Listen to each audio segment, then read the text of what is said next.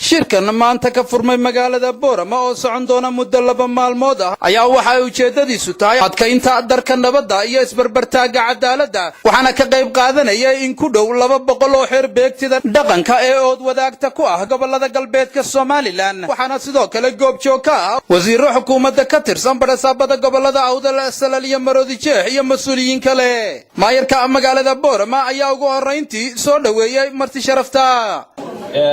haddii aan nahay degmada Boorama ee maanta martida loo yahay waxaanu gacmo furan ku soo dhaweynaynaa waa degmadiinii waa magaaladiinii waa hoygiinii wasiirka wasaaradda arrimaha gudaha mudane Cali Maxamed Waran Cabdi ayaa isaguna ka waramay ujeedada shirkan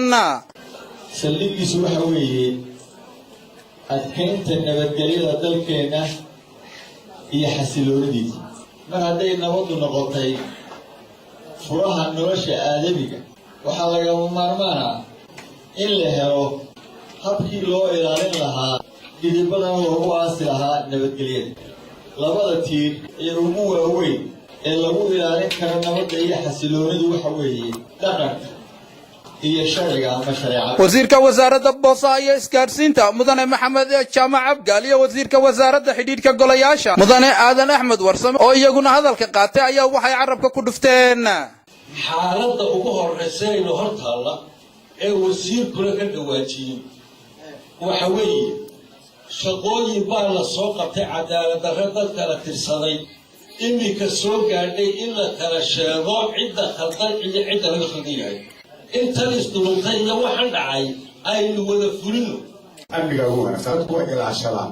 ama waxay ku ilaashadaan xeer ama waxay ku ilaashadaan dhaqan inagu dhaqan baan ku ilaashanaynay dhaqankii imika hoos buu soo dhacayaa sababtoo ah qabiilo ayaa meesha timi qabiil hadday timaadana waxa weeyaan xumaan baa timid xumaan hadday timaadana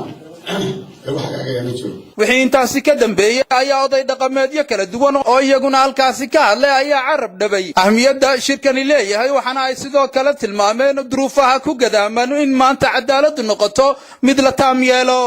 si kastaba ha ahaatee wax walba oo maanta la isweydaarsaday iyo ahmiyadda shirkani leeyahay ayaa waxa ay midho dhal noqon kartaa oo keliya haddii ay xukuumaddu la timaado kartidii ay ku fulin lahayd wax walba oo la isla afgaadhay Cabdalla Cali Yuusuf Hon Cable TV Boorama